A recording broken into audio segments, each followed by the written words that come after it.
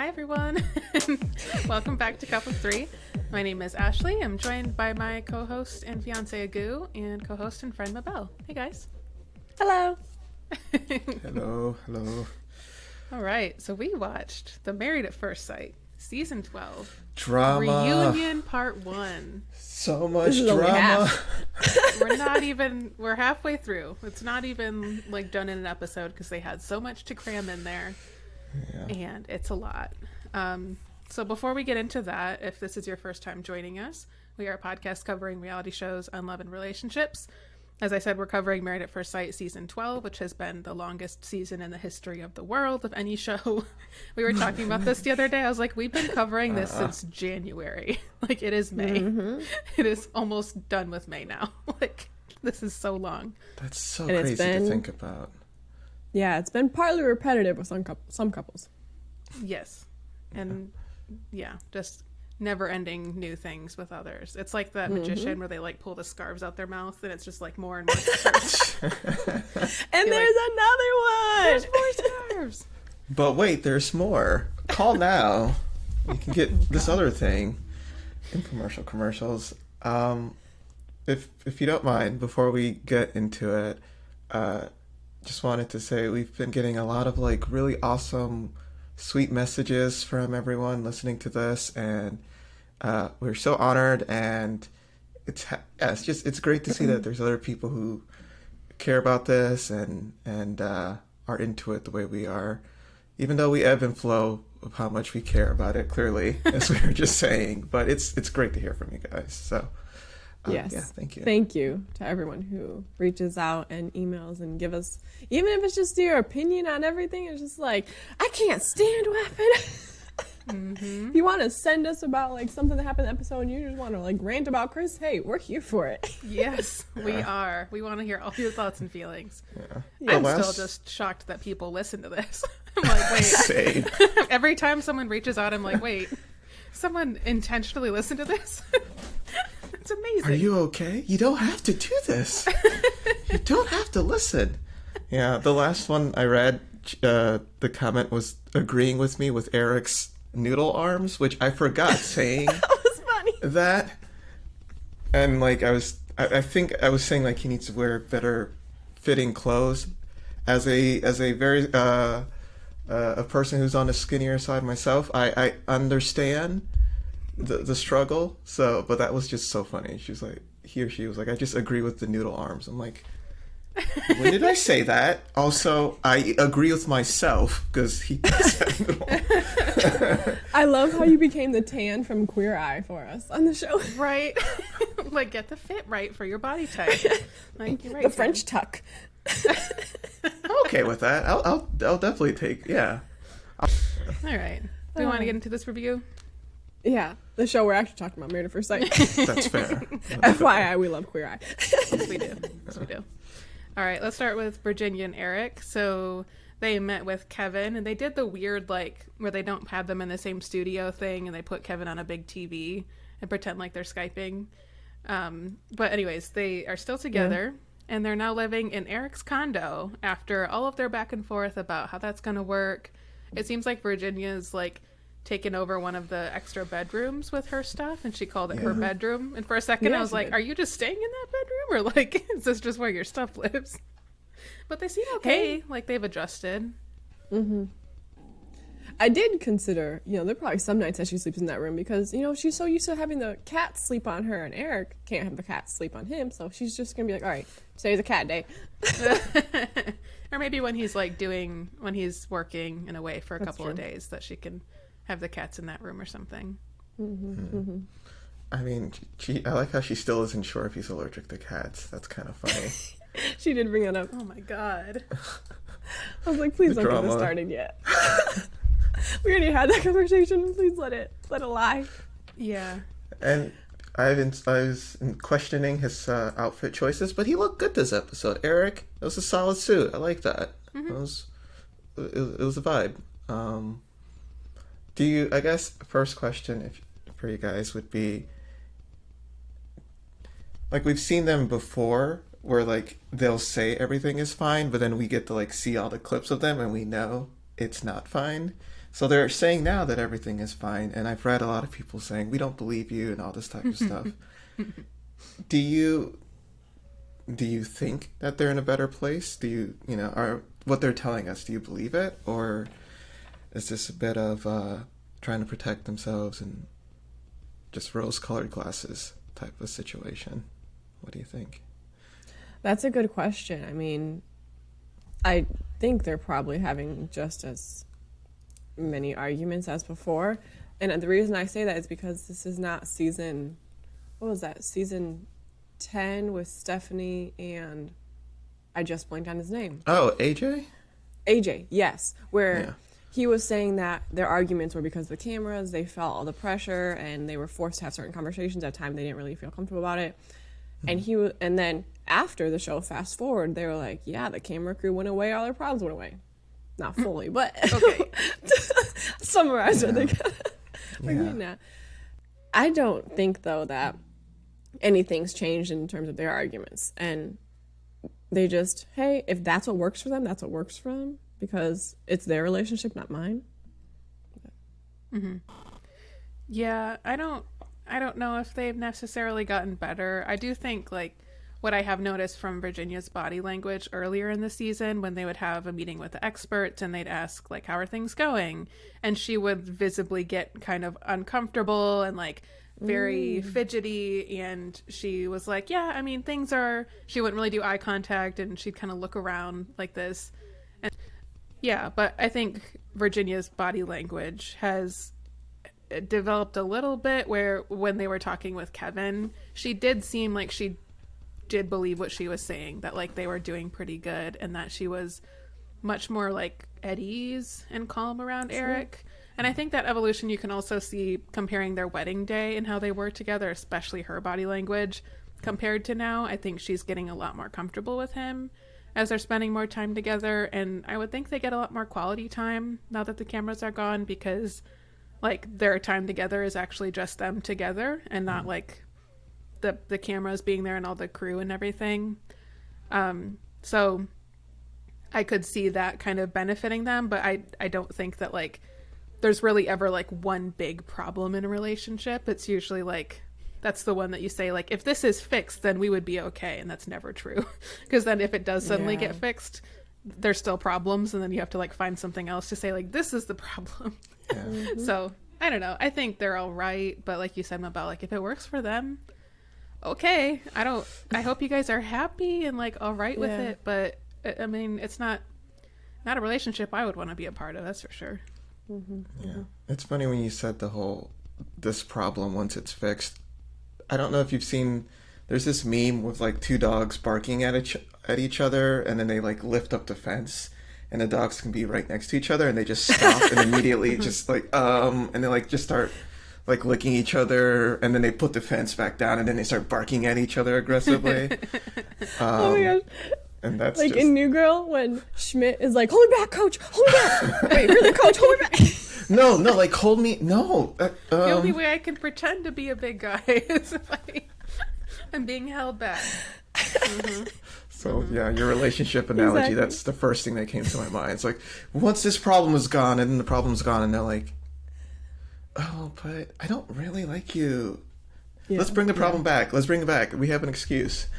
Yeah, and then also I like that Mabel, you mentioned AJ and Stephanie. With them, I think I believed it more, because a lot of their fights were like he was fighting with the camera crew. He was fighting, like you could tell that he was just frustrated during some of their recordings. So when they said that like, oh, we have a better relationship now that the camera's not there, I believe that one a lot more. But with Eric and Virginia, a lot of their arguments had nothing to do with the camera crew. Like that would have happened. They were drunk arguments. Those happened with or without a camera crew. That's You know, true. it's like, And they did get worse when they were drunk. yeah, The arguments. Yeah. And I think it's more like it's important to look at the pattern of how do they communicate when they're frustrated versus what are the things that frustrate them. Because there will always be things that frustrate them. Same with AJ. Like, sure, the camera crew was maybe the top stressor for him during that time, Yeah. but he doesn't handle frustration well. He takes True. it out on everyone around him. Guess what? There's going to be a lot of other things that frustrate him in life. And like, so that's a skill he needs to learn. And I hope he did. I have never been a huge fan of his, but Yeah. like with Eric and Virginia, I don't know if we really saw a meaningful improvement in like their skill set when it came to like dealing with conflict together and being able to talk through things without it being like this huge personal attack. So I don't know. So, I think our prediction was that they were going to say yes on decision day and then like break up before reunion day. Was that Amber and Dave, who did that previous season? Or But Katie they're and still Eric. that one. I definitely called that one. I want all the credit for that. But I'm very humble. But I just with them, they're still together, and I kind of think that they're going to remain together. Like, it feels like one of those relationships that like I wouldn't want in my life, but it works for people. Like, you know, I know people who are in relationships, unfortunately or fortunately, that are similar to that. And it's a lot of like break up, make up, break up, make up, and they've done this for like 30 years. So like it can be a long lasting thing. So I think I could see that being their dynamic, just because at the end of the day, they had like, he is incredibly attracted to her, as he's mentioned 20 million times. She seems to, I think she respects him, it appears. Like, there seems to be like a mutual respect there. And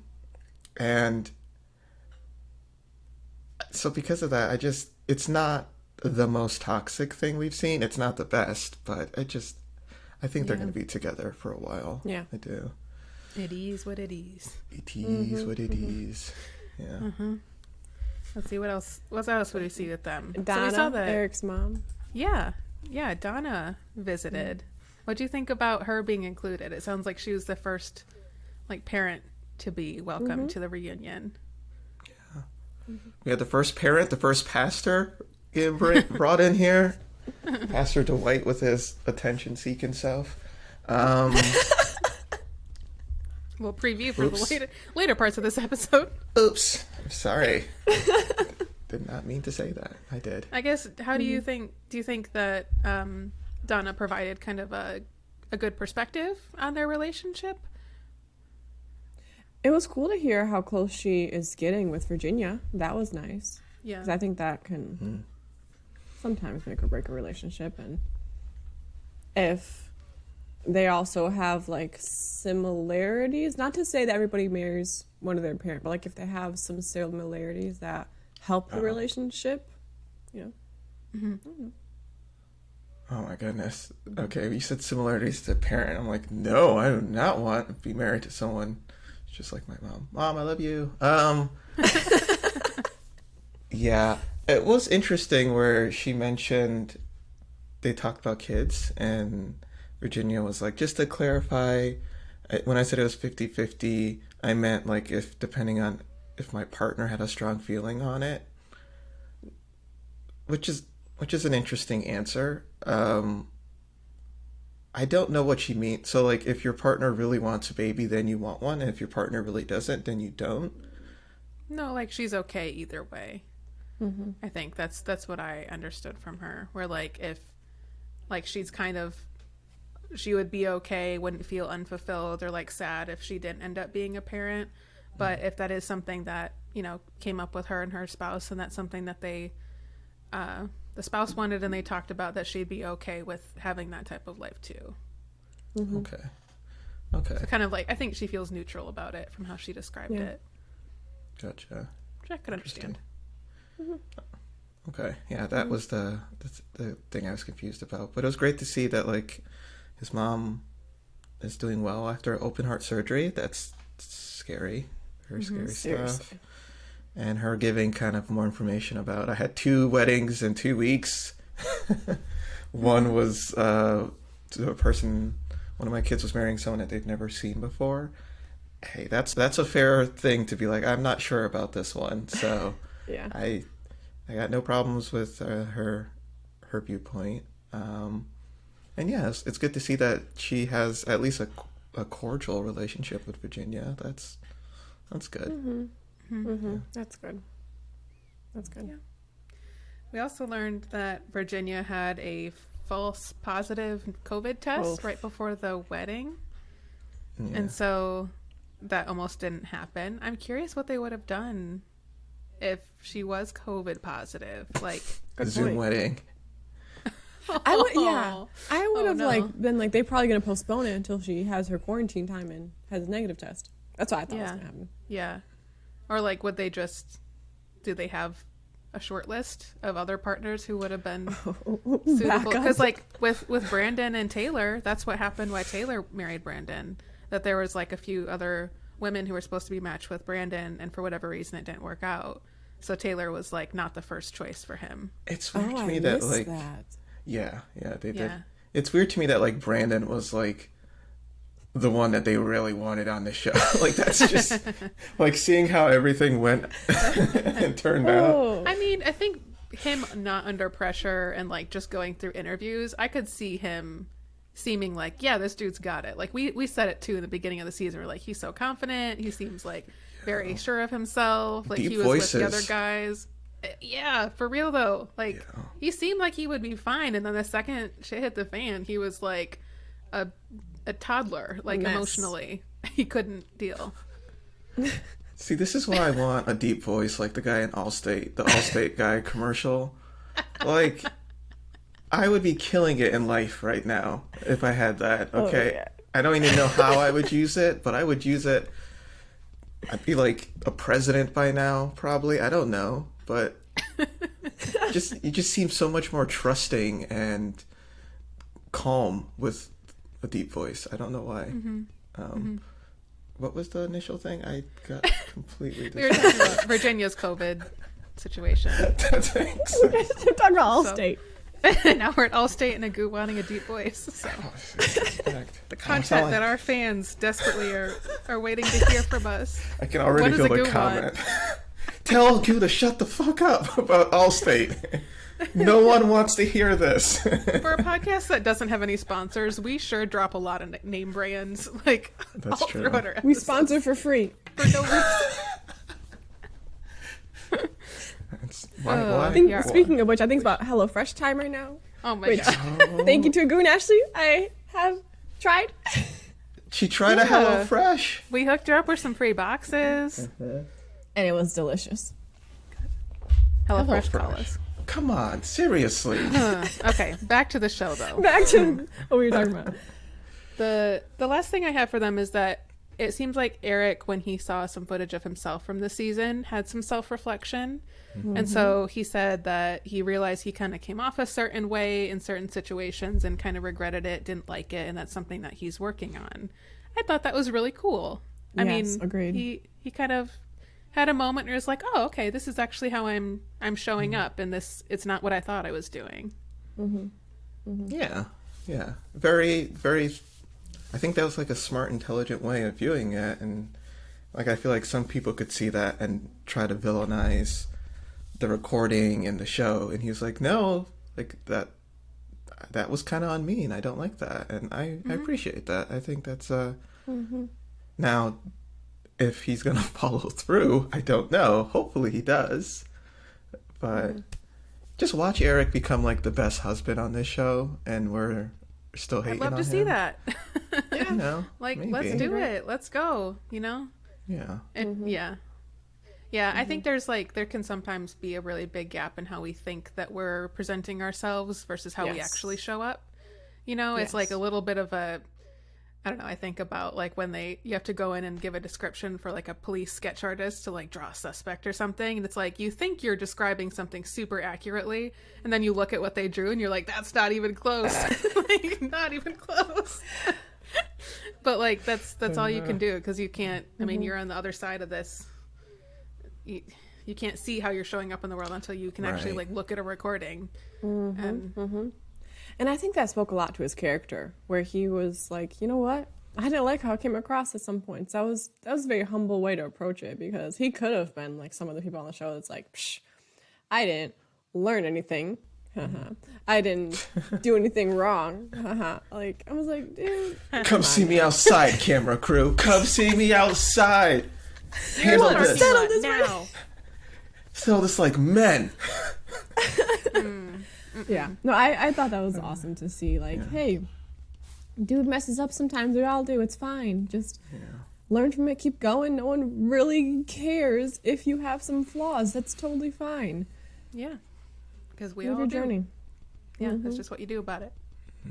Exactly. It's what you do about it. And I think he did it well. Yeah. So we're wishing you guys the best. Hopefully you have many years of having cats that you may or may not be allergic to. Suspicious. I'm kidding. Wow. Was this the couple that Kevin said in the beginning he did not see? Oh, that was Staying Clara together? and Ryan. That was that was Clara Clara and and Ryan. Ryan. And he, Which is so funny. smooth transition. Smooth transition. Let's just That do was it. perfect. Yeah. That's perfect.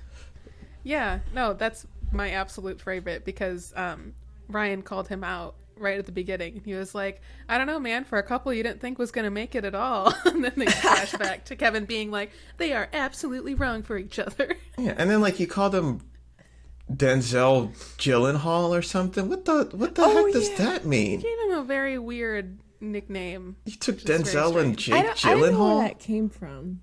What? That's so weird. I don't. I missed the backstory on that. I wasn't sure if it was like part of her interview process that something came up like that, or if he kind of like pulled that out of somewhere. Yeah, I didn't know that reference either. I was just like, what are you talking about? So listeners, if you know what this reference is tell talking us. about, please fill us in.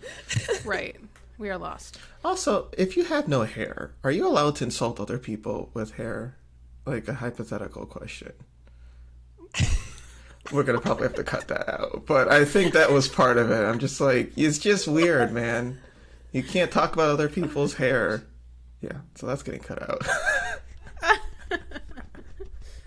Well, it sounds like Clara has moved into Ryan's house, which we kind of knew that that's what their plan was all along. And she's, making some adjustments to his place, but it sounds like overall that's going fairly well. Yeah. And I think overall, and they said this too, that they're really enjoying just not having the cameras around. Yes. Yeah. They seem Bye. like super private. Yeah. I could see that being a relief. Yeah. Yeah, like it definitely felt they were also a little more in sync too. I mean, I thought they were always in sync in their personalities and they had a really good vibe together, but they felt a little more at ease now. They weren't worried about being filmed and what to say and whatever. It just felt more comfortable. Yeah. It's Yeah. clear that they have like very set things that they agreed that they were okay to talk about and others that they weren't. Like when Kevin was trying to press them and see if like they had sex or not, they were just like, oh, I don't know. What? I don't know. And like just gave a non-answer and like weren't about to anytime soon, which I really respect that. It's like, yeah, you guys got together because of the show and you kind of fulfilled your contract and being on camera and you're here and you're talking and you're not completely shut down, but like you're letting this be about your relationship now, which is the whole point. True. Yeah. Yeah, for sure. Did you notice how many people said for sure that reunion episode? Like he's infected multiple people. Like Eric said it at one point. Like it's the for sure is spreading. Yeah, I think it's interesting. So there's three things that was pretty interesting for me in their situation. The first was the mustache, where like that it caught me off guard. I was just surprised by that. But the interesting part was Kevin mentioned it, and she's like, "Yeah, I've known if this mustache was the plan," and like, but just him continuing to go with this mustache, despite the fact that his partner doesn't like it. I appreciate that. Live your life, man. Don't let them tell you what you can't do with your mustache. That was just really it. I just want to grow a mustache, and You already have a mustache.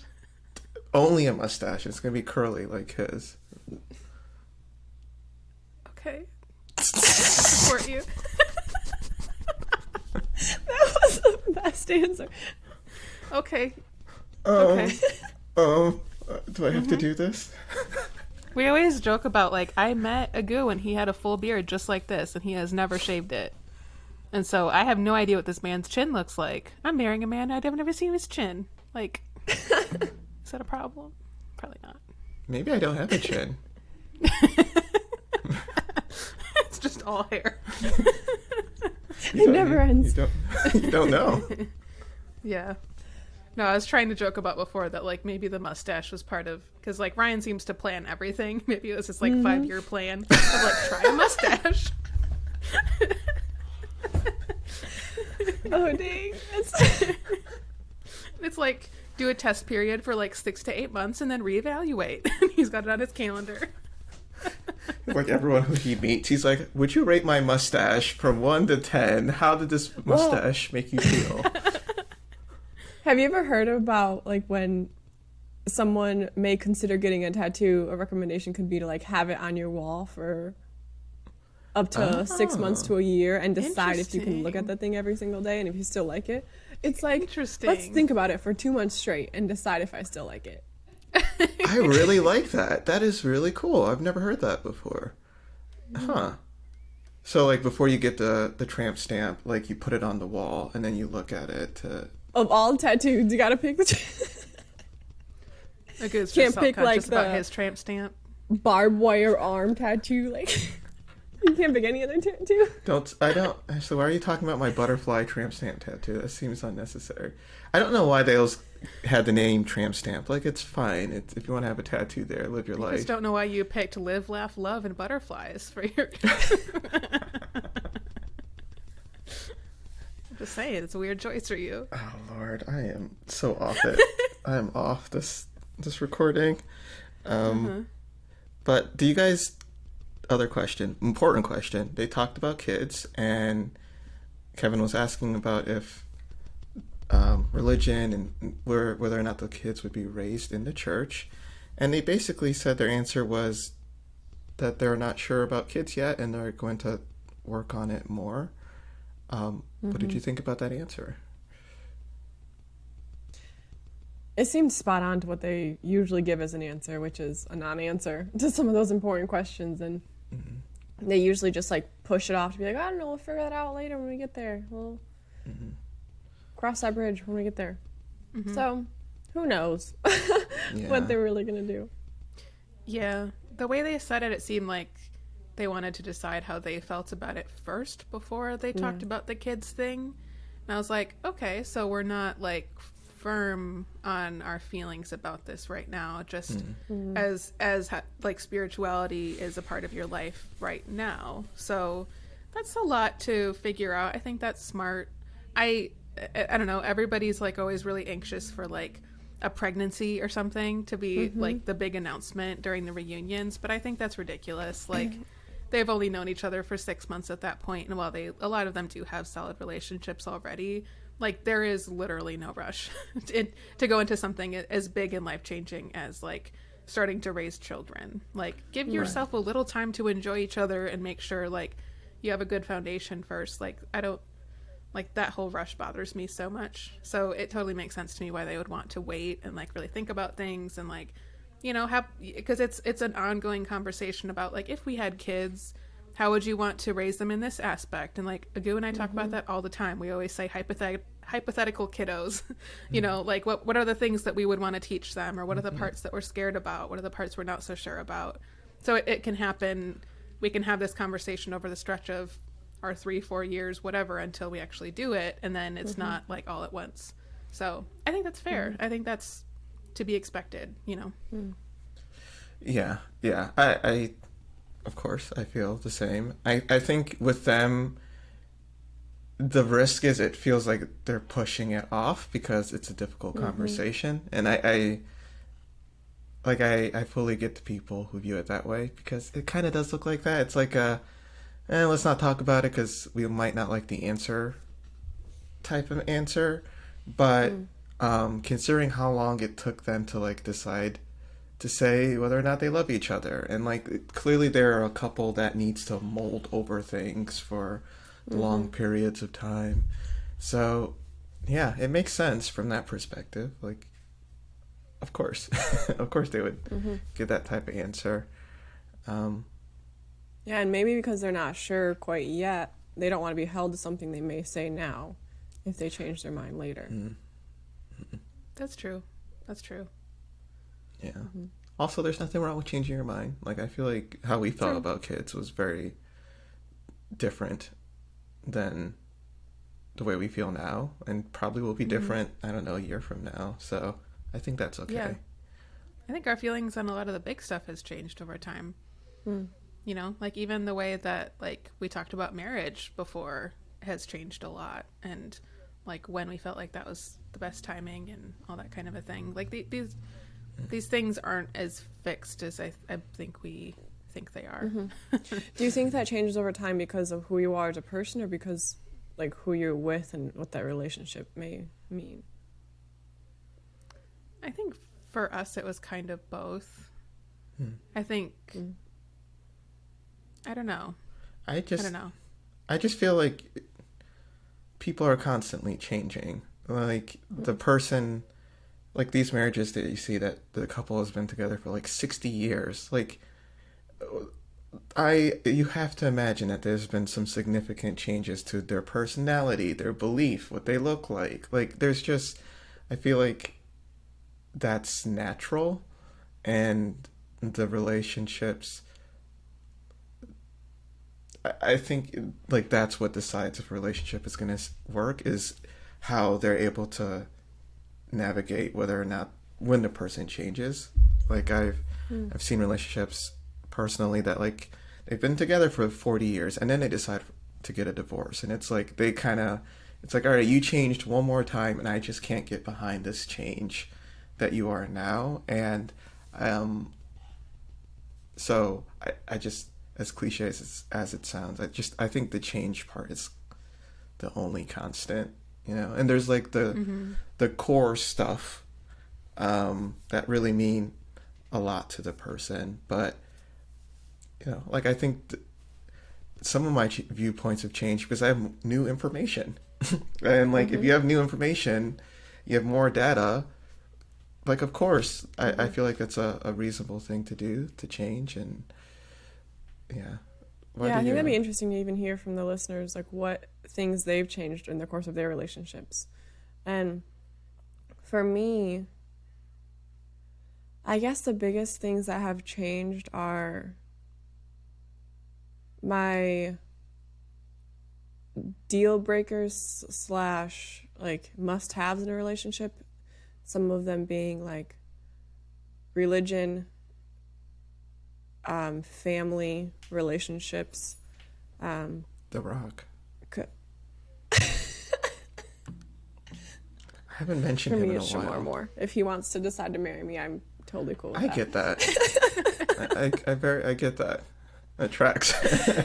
It's an aggressively good-looking person. It's just, it's a lot. Yeah. Sorry. Okay, what were you saying? No, you're good. You're good. Because, like, I don't know. I think it's also maybe new information where that new information may be, all right, I thought I was cool with this, so I experienced it in a relationship, and I realized, oh, wait, I maybe wasn't so cool with that as I thought. And as, I don't know, I go through life experiences, I'm like, I come through new things, and I'm like, ooh, actually, before, this wasn't such a big deal. Like, I could have been with someone. Oh, you know, an example of this. So I know Barack and Michelle were at one point like had a different opinion on even like abortion. And then by the time Barack became president, it's like obviously like, you know, he passed the laws that he did, and we like know what he did there. And I was thinking about that one day. I was like, if I were Michelle in that relationship back when, you know, Obama became president and he had this stance on abortion, like would I have been okay with this, and then would I have been okay with like how it developed over time? And I don't, like, that's a really interesting point to me, because that's also a very what's controversial topic Yeah. when it comes to politics. And I don't know, some of those controversial topics, I don't know. Yeah, no, I totally, like when I think about the things that in my head, when what I thought were my deal breakers, I think part of them were because you kind of then picture a person that you're going to end up with. At least I kind of did. So a lot of those were basically to reinforce this image of who I thought I was going to be with, if that makes any sense. And I don't know if I think that's the risk with having stuff like that. And as I've grown, I've kind of changed those things. Like a weird, stupid example would be, like at one point I thought for sure I was going to end up with like a person who was like in academia.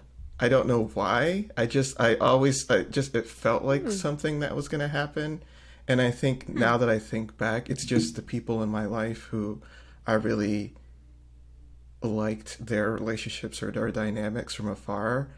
One of the people happened to be in academia. In my head, as like a whatever teenager was like, oh, that means that it's a good relationship. Well, like, of course not. Like, whether or not your partner is a professor doesn't matter. So like small things like that, I think is I think that's the weird thing. Or like this one ended up kind of being true, but like I never thought I was going to be with a person who was significantly shorter than me. That wasn't a thing for me. I know some people, whatever, prefer different things, but like that's super superficial. Like that shouldn't matter, the height of the person. So And when I wear heels, I'm taller than you, so Yeah. joke's on you. like literally the opposite. Yeah. So it's I think a lot of that, it's you get older, you kind of see more stuff. And do you feel like, Mabel, you're saying these things, do you feel like it's because I think the risk is people feel like it's compromise, or do you feel like it's just your viewpoint has changed? Do you know? Good point. Sometimes I even have to think about that myself because I like to be a very accommodating person when I can, especially in relationships, try to make it work, etc. And so I know I have to catch myself and be like, am I changing whatever it is, opinion, whatever, because I want to fit into this relationship or because I am just growing as a person? And usually I like to step away and be alone and think about that and actually evaluate like whether or not like which one it is for me. But I think like that each person has to make that decision on their own too. Some people absolutely like they want to change to fit the relationship because like that's what they strive for. They strive to be married. I'm thinking of Paige right now. Like she wants to be married, and so she will do everything last resort like to make this work. Yeah. I'm not to that extreme, and I mean I would hope that most people wouldn't change just for the sake of the relationship, but maybe supported and because of the relationship, like having this person helped me get to that opinion decision point in my life, whatever it may be. Not I feel forced because of. Yeah. I totally get that. What do you two think? I don't know. I think there's kind of a fine line between the expectations that we have, or like the kind of things that we really want from a partner versus like what the ideas we have of what we might want are. I kind of see those things, a lot of those as like, it's like a hypothesis of like, I think I need somebody who is, I don't know, like really mellow and easygoing. And then as you're dating or meeting new people, you're testing that hypothesis of like, okay, this is an easygoing person. Does that aspect of their personality actually vibe with me? And like paying attention to those things. I think just for a lot of ideas that we have, it gets into dangerous waters when we think our way there and we just never pay attention to how we're feeling in the moment when that thing comes up. So like you know, the bigger political topics or whatever, like if I haven't really sat down and lived through something like that, or, you know, had that experience, I might not have thought about it as in depth and really faced that as much as like I have thought about it. You know, like there's such a difference between like how we think something's going to go versus the actual experience. And so I think for me that all comes back to being extremely present and mindful when we are in just our daily lives, because all of the lessons and the things that we do truly believe and are really true to ourselves, those are happening all the time, and we are getting that information. It's just a matter of if we're present enough to accept it and to pay attention to it and maybe prioritize spending some time thinking about it the way it sounds like you do, Mabel, where like you're like, I need this alone time to think about this. Like, how do I feel about it? And really like giving yourself that space to figure it out. And like, that's awesome. Like everyone should do that.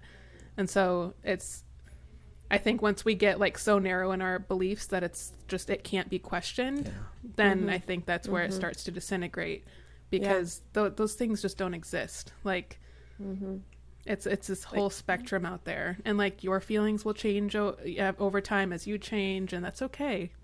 Like we are ever evolving, and that's okay. And you know what else actually changed more recently, I'd say, for me, in a relationship? I've starting to realize that maybe being with a little more of an introvert suits me, because I'm an extrovert. I love to have people around me. I can be like, I can sit in the middle of a mall and just like, I love the energy around me. People talking. I will, you know, stay up for the sake of, hey, people are still around kind of thing. I love conversing with random people that I meet on the street and meeting new people wherever I go. Like, I love to be that extrovert in my life. And sometimes when I'm with, like, in a relationship or like that close with another extrovert, like I get along with other extroverts too, but like when I'm that close to someone in my life as an extrovert, I feel it's not as like mesh as I kind of put it in my head sometimes. Like when I was, you know, even in college, I was like, oh, I want to be with like the life of the party who knows how to, I don't know, put all the drinks together, let's say, because that's a college thing. Like, just whipping out concoctions out here. right. Like making the Long Island, like whatever. But then like, as I kind of go through even like more dates, I'm like, I see maybe I mesh better in a relationship with someone who lets me be the extroverted side and brings in the introverted side to me. Like it's like that compatibility piece. A little bit opposite attract, but compatibility. It's a balance. Yeah. Balance. Yeah. Shoot. Wow. We're getting, I mean, I want to talk about this more, but I'm worried that this is going to take up the entire episode. So we might have to. We should do like a bonus episode on this kind of thing later, because I think that's really cool territory. Yeah, because like. But yeah, let's get back to the review. Yeah. Like I'm with you with the extrovert introvert thing, like the religion thing. I've changed drastically in how I view religion. So like I'm totally worth talking about later. So we'll record that at some point. Thanks for hanging in there. Yes. Stay tuned. Yeah. Okay. So for Ryan and Clara, they also mentioned that they're going to get remarried so that they can have all their friends and family there. I thought that was very sweet. Very excited for them to be able to like do that on their own terms, and I think that's awesome. Yeah, like have your friend, like what they described as like that's what I want a wedding. I would prefer a wedding to be, is like the ceremony part, whatever. But like being able to hang out with your friends and your family and just making it a big old party, basically. When that sound like what they were describing, and I'm like, that sounds like every Nigerian wedding I've been to. Like it's basically just an excuse to hang out with people, and funerals for that matter too, if I'm being honest. So like everybody come together for it. It's like a major event that like people come out from like 10 years ago and they come show up. Yeah, and you're like, yo, long time no see. You have no hair now. What? Just stuff like that. I don't know why I'm bringing this back. You have a mustache now. You have a mustache now. And you got the curl at the end. What's with this curl? What beard moisturizer do you use for? So that was great. I'm happy that they're gonna do that. I also wanted to hear what you thought about how Kevin pretty much forced Ryan to say I love you to Clara. Tell me how you feel about that. Yeah. Of all the times that he has been adamant about, I take things slowly, I need to process, I'm not going to say it. Like, you're going to say it now? Yeah. When you're in an interview? Like... Yeah. Also, what is with... Okay, I'll get to this later. I don't know why everyone thinks Kevin is their best friend.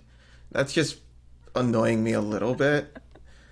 But we'll get to that later. But yeah, you're right, Mabel. Like, he's been so adamant on taking that slow.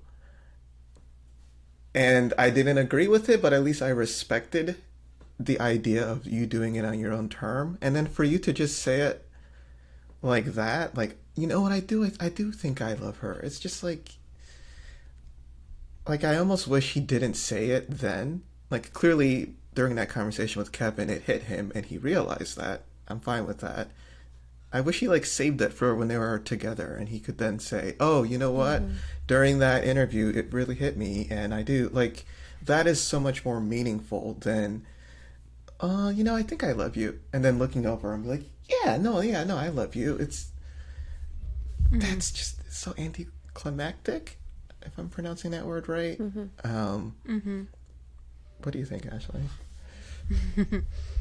Yeah, like you're saying, like it felt super awkward that it just felt like he was peer pressured into saying it. Yeah. And I think he's felt it for a while. Clara mentions through his actions, she can tell he really cares about her and has always felt that way. I wish he would have just been like, you know what, Kevin, I appreciate what you're trying to do. Like, I want to make sure this is special for Clara, and I don't think this would be a special moment. So we're going to go at our own pace with that. But like, thank you for trying, like kind of just smooth it over and change the topic a little bit, because like it seemed like Clara was excited about it, but it still feels like she was a little bit robbed of like She was. an experience there. And you know, like it's not like this is the only time he's ever going to say I love you to her. It sounds like this has opened the door, so now they can say that more freely, and it's going to grow in meaning over time, you know, and all that kind of a thing. But it just felt like a really shitty move on Kevin's part / production. Just like, let them be. Like, don't make this weird. I mean, I'm going to be harsher to Kevin in production, but with this one, I feel like Ryan himself made it a big deal, right? Like, he's the one who put all this, like, you gotta chip away at me, and you gotta, like, he's the one who put these words on a massive pedestal, and then for you to just be like, yeah, no. It's like being with a person who's like, you know what, we can't have sex until the first 90 days. And then like 90 days goes by, and then you're like walking home and they're like, you want to have sex right now? You're like, wait, what? Like, I thought you cared about this so much. You're just going to drop it like it's nothing? Like, it just his own logic, it didn't fit. And like, I don't think he should have made it that big of a deal. That's my opinion. That's fine, whatever. Yeah. But if you are going to make it a big deal, follow the fuck through, man. Like, just... It makes it, like, arbitrary when something shouldn't be that, like... Yeah.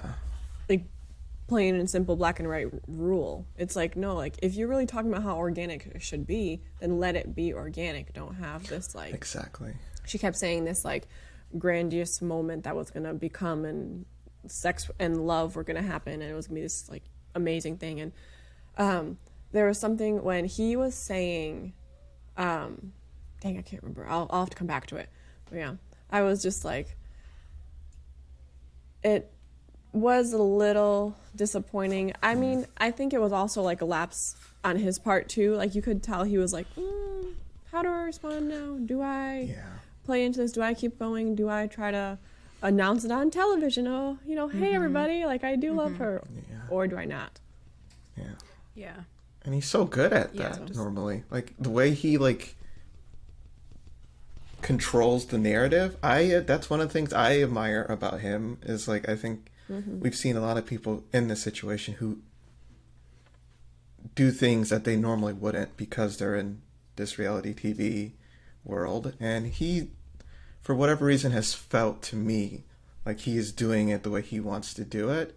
So this is just the one time that did not happen, and it just, I was a little bummed. Yeah. I was bummed. But Yeah. I guess anything else for them? Like, they had a really brief clip that they talked about money and how, like, something about how Clara likes to buy gifts for her friends and doesn't follow a budget maybe the way that Ryan does. It doesn't seem like that became that big of a thing. Otherwise, it would have been included in the season, but that was new. yeah, And also confirmed that he's not a virgin. you did. In the most awkward moment of TV history. Of like, awkward. nope, not a virgin. Sorry, Mom. That was funny. So, guess they're good. Cool. Yeah. All right. Vincent and Brianna? Well, before we move on, if you don't mind me asking, do you think they're going to stay together longer term? Like, Oh, yeah. Yeah. For sure. I kind of see Clara, I guess, like coming more to Ryan's side on so many things. She's just like morphing a little bit like into the relationship, and I mean, I'm sure he is too, but like it seems more visible from her side. Yeah, I see that too. And I don't think that's a bad thing if she, maybe she's felt this way all along. Maybe. But yeah, I'm with you. I think they're gonna stay together for a while, and they're probably gonna have some very Christian babies and have mustaches and whatnot. Yeah. He ain't budging on that Christianity. Yeah. His kid's gonna be raised Christian. Oh yeah. Yep. I think so. But yeah, we're glad you guys are together. Yay. Congratulations. We won't see you guys again because they're not doing any of the couple cam stuff, so right, I think Ashley said that. Yeah, so I mean, I think this was before a spoiler, but which we held on to, but since we obviously know that the three couples who decided to stay married on decision day are still together at the reunion episode, so Eric and Virginia and Ryan and Clara and Brianna and Vincent were all like offered couples cam continuations, and Ryan and Clara declined because I think they just don't want cameras in their life anymore. So the other two couples are going to be on couples cam moving forward, which will be really interesting. So I don't know, I respect that. Like, you got what you wanted out of this experience. Like, if the filming isn't the part that jives with you, like, move on. That's fine. Totally. Like, you don't need it. Yeah. Yeah. I respect that. Like, Yeah, I do the same thing. yeah, it's funny seeing how private of a person Ryan is, that he was even on this show in the first place. I find that interesting. I mean, it worked out. He found his his wife, so I guess maybe that was why he did it. But yeah, it never seemed to mesh with him, I think, being on this show. So. But that could be a good thing, because we've talked about people like Zach in the past, where it's like, are you on this show for the right reasons, or are you on this show to publicize your personal life, or make your career better? So it could be a good thing. Yeah. Definitely did it for the right reasons. Yeah, no, totally. Yeah. And I think she even said that. Clara was like, I was so worried about someone who's on this show for the wrong reason, and during his letter. And that's one thing, like, you definitely feel like he was on his show because he wanted to find his person. So, yeah. Vincent and Brianna? Let's do it. Vincent. So they seem to be doing really well. They moved into Vincent's teeny tiny apartment. Wow. And she kept saying they're sharing a small space together. The disrespect. Because it seems like it's a one-bedroom. It does. Apartment. I think so. And so, like, for one person, great. When you're living there with another human, that gets tiny really fast. Even when I lived by myself, I've never lived in a one-bedroom apartment. Like, Really? Did you ever? Wait. What, really? Because he had an office space for his business. Yeah. That's what I've always done too, because I work remotely, so I've had places with a spare bedroom. I've just been lucky to be able to do that, but to have the workspace completely separate from the living space. Yeah, and then in college, like, the dorm I lived in, it was multiple it was a 2-bedroom, but there was 4 people in it, so technically it's a 2-bedroom. And then when I lived off campus in apartments, it was everybody had their own bedroom, but then we had a living room. So I guess that's technically a 1-bedroom because I only had access to one, but like I stayed in. So I guess maybe that's inaccurate. But you were with roommates, yeah. But yeah, I had roommates and we had more common spaces. But yeah, so Yeah.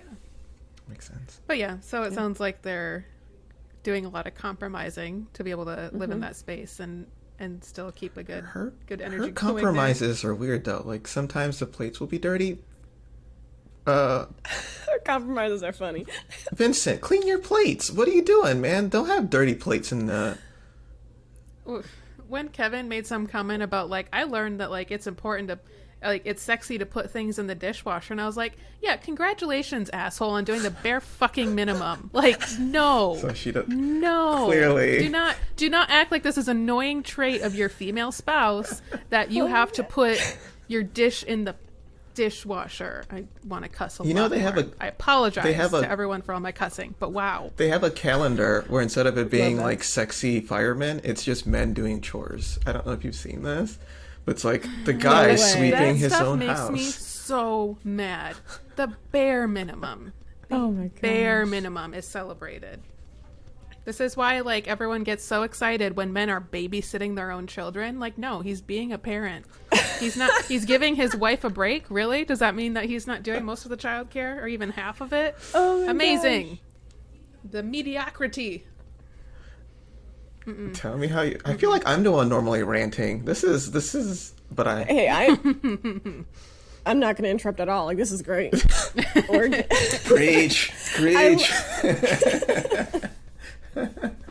Oh boy. Oh boy. Yeah. Oh boy. I do think that's a cultural thing, though. Like, I was reading an article about, like, Japan in particular, despite the fact that men and women tend to work full-time jobs, like, men do, like, on average 2 hours of homework throughout the week compared to American guys do, I think it's like 6 to 8 hours or something a week. So, like, you can tell it's a cultural thing, I guess is my thing of certain cultures. Is that right? I'm not saying it is, but yeah, I think that might be part of it is. But it still seems, I would argue that overall women do the majority of housework everywhere. Yeah, and it's totally unfair and it's bullcrap. But like the person doing it, typically you tend to be the more liberal guy. I think that's what when that happens, they're like saying, I'm a bit more liberal because I'm willing to do this. And I can just, I don't know why I'm trying to defend the guys out here. The grimacing face. Ashley's giving right now. I'm just putting the other side out there. I wash my plates. I'm not one of them. I'm not trying to get a cookie when I vacuum the house. I'm just trying to put the other side out there. Okay. Cool. Oh, that was great. That's great. Yeah. So what else with them? Vincent was talking about how he realized his anxiety came out a lot from just knowing he was on camera and being watched by millions of people all the time. Yeah. Fair. Yeah. I mean, Yeah. Totally. your whole life is on blast. Yeah. I would feel that way Facts. too. Yeah. Especially because he wants to impress her and like he wants to be this suave, cool guy. He always talks about that, and it's Champagne Vinny. it's hard to just let yourself be a mess or just be whatever you're feeling in the moment for everyone to see and be able to judge. And like that's a lot to make mistakes in front of people and not look the coolest, not look the best, and like I could completely get that. And I don't know, it seems like Brianna understands that too, where she's like, okay, I get that, like with the horse thing, that like I put you kind of in a tricky position, or the different things. And so as far as their relationship goes, I don't think that will be like, I think that one will actually be lessened a little bit by the lack of cameras in their life, that like that will give him a little bit more space to venture out and try new things. True. And be okay with it. So I mean, that's good. Yeah. And also maybe just even voice his concerns a little better. I think he did it better with the horse riding, but in the salsa dancing, he just did not want to talk about it. He was like, I do not want to be here, and I'm just annoyed. Yeah. I mean, during the flashback, she was like, "You having a good time?" He's like, "No, I'm not." I was like, "Damn." He's mad. Yeah. Yeah. Yeah. So they also talked about visiting the DR, but then also something, and if anybody can clear this up for us, please do. The way they phrased it, I am unsure if they were saying that they wanted to visit the DR and buy a condo there, or that they were going to visit the DR and also buy a condo, like in Atlanta, or something. Yeah. So Mabel, it sounds like you thought they said condo in Atlanta or condo in the DR. That's what I thought. I understood condo in the DR because that's one, a popular thing. You have a place to go back to. Like, my family's from DR. We've also considered it. And later, when they were talking about kids, or when Kevin had asked what's in the future or whatever, he said house and she said kids. So I was like, okay, he said house, not condo, and this is what's in the future, like new, I don't know. So that's how I took it. Yeah. But I could be completely wrong, and it was just, he happened to say in the same sentence, but it's two different countries. Yeah. I'm very curious about that, because that'd be cool. They had like another place that they could go stay for a while, and like I'm sure he has family still back there and friends, so they can kind of be in both places. Very convenient. Yeah, it's interesting hearing condo is that's a common thing with Nigerian families too, is you want to have something in, for lack of a better word, the motherland. But it tends to be with Nigerians, it's like you are building a house. Like that's the thing. Like you bought the land, you've got the concrete and you build a house, and that's your family home, and that's where you go. But for DR, it's more condos. Is that like just it's harder to build 100%. a house Yeah. in DR, or? It depends on where you are too. So like if you go out to the country, so like my family out in the country, they, it's a house for sure. They have like the farm and the chickens, and I've never chased a chicken, but my cousins have. And like my family though in the capital, it is super expensive. That makes sense. It's like, it's so expensive. They talk about it in terms of dollars, because I think the peso right now is, Mari, sabe? 42. Like, it's a lot. 42 to $1? Exactly, 42 pesos to $1. And like to talk about that in terms of pesos, it'd be like in the billions. It's so much money. And so people in the capital, and even in Punta Cana, like the resort cities, I would say that it's usually a condo that you live in, because it is just way too much money to own a house. And whenever you do own a house, usually they're trying to buy you out so they can build a tower of condos. Wow. Yeah, for sure. That's interesting. Okay, so that makes sense. So that's why the condo, if you do want to have something in DR, it'd be a condo, because you want to be in a city. You want to be in the capital. Cool. I gotcha. Also, the 42 pesos, 1 naira is 400. $1 is 400 naira. So it's funny that you're 400 naira? Yeah, like when I was in Nigeria, I was a millionaire because I had like $3,000 or $4,000 in my bank account, and I was a millionaire. Like the currency difference is significantly different. It's big. Yeah, like if you're buying a car, it's like, oh, it's going to be 15 million. Like that's what cars normally go for, or 5 million. Yeah, because it's the same price. It's just, it's in Nigerian currency. It's just bigger. Dang. Yeah. That's crazy. And so usually when you talk about property values in real estate, do you use dollars or naira? I think it's still in naira, but there are definitely I know some people who have jobs in Nigeria and they pay them in dollars, even though they're in Nigeria. So it really does depend. I think with Nigeria being an oil country, like a lot of the government's revenue is generated through oil sales.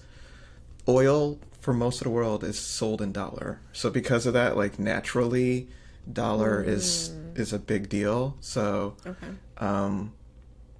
but I mean, that's a whole, like if you ask me, you should have more control over your currency than to use someone else's reserve currency, but that's a whole political thing. But But to the actual show that we were talking about, that makes sense though. So maybe they want to get like a condo there and then a house in ATL. Cool. And go visit and vacation and stay at their condo and not have to worry about finding a place to stay when they go. She did great with the Spanish test. Like the Spanish test. She's a trooper for going through with that. Yeah, I'm so proud of her how open she is about like just learning a new language, and because she didn't know she was going to be paired with someone who spoke another language. She was down. Yeah. She was just like, cool, this is my husband. This is his native language. Like, yeah, if it's important to him, then sure, of course I will put in the effort to try to learn, you know, some of the basic vocabulary and, you know, work on it over time and, you know, all that kind of a thing. That's really nice to see. True. They also had apparently a switcheroo on how they feel about babies because they watched what his nephew or something they babysat. And so now Brianna said she has baby fever and Vincent is pumping the brakes like, I don't know about this. Too much. I could not sleep. This baby kept me up all night. I think that is a great way if you're, and that's something that like I think Agu and I plan to do is like my sister and brother-in-law are expecting a baby this summer. I'm like, we get to be the aunt and uncle and we get to see what it's like to look after a little baby and hang out with them and take them places, and you get to return them home at the end of the day. See what it's like. They sound like grandparents. Like, that's the thing my grandma used to say. She's like, oh, I love being a grandma. It's great. I get to have the good times and then ship them back home with them. Fill them with candy and send them off to have the sugar rush. That's right. Exactly. Yeah. And you're an aunt, Mabel, so did you have that experience like watching the little ones? Like, there are moments, oh my gosh, like, I love all of my nieces and nephews. Nibblings apparently is what they're called. It's like the siblings, but for nieces and nephews.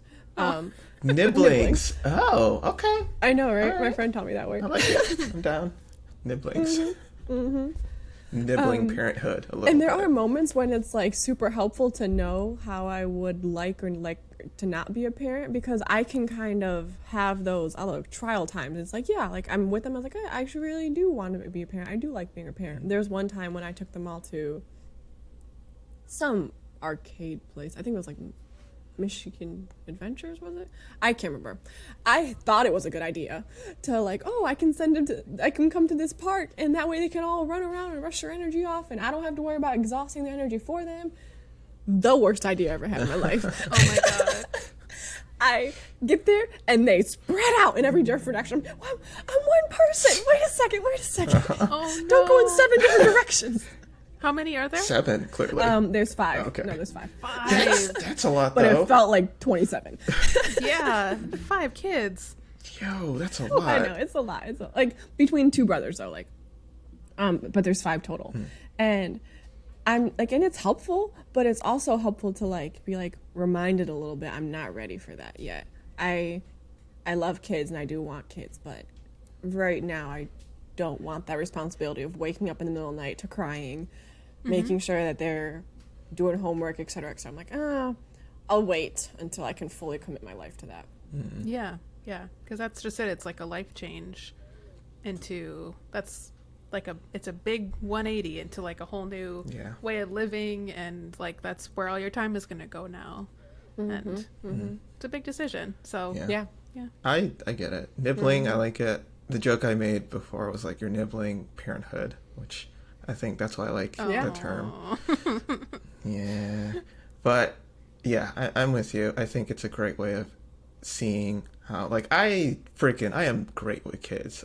I've like always had, I think, I'm childlike in many of my behaviors, so that like works with kids maybe or whatnot. But I like the idea of being able to like see things for the first time through a kid's eyes. That's always super fun. Like the Michigan Adventure thing that you mentioned, I've gone there so many times. Going there with a kid who's like never experienced that before is like super cool. Like they're like, you get to start all over again. But I have noticed I tend to like them kids when they're like old enough that they have personalities. I think that's the thing I'm realizing, where like from like 6 onwards, where I'm like, oh, this is like I'm learning about your personality. Where like before then, it's just trying to get milk and needs you to wipe its butt. And it's harder for me to connect with that. I'm sure if we were to have a hypothetical baby, there are like hormones that are released in you that make you connect to them. So maybe that's different, but that's always been the thing that I've noticed when it comes to kiddos. So.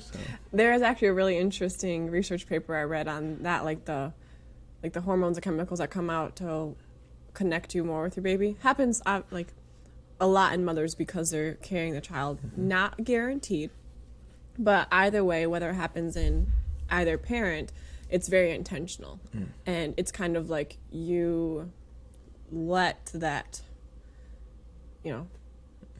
drive, hormone, chemical, etc., like happen in you. And so it doesn't happen for everybody, especially if they don't want it to, but it can happen if you want to. One of my favorite articles I read was like why babies have large eyes so that they look cute, so you're less likely to eat them, and just like stuff like that.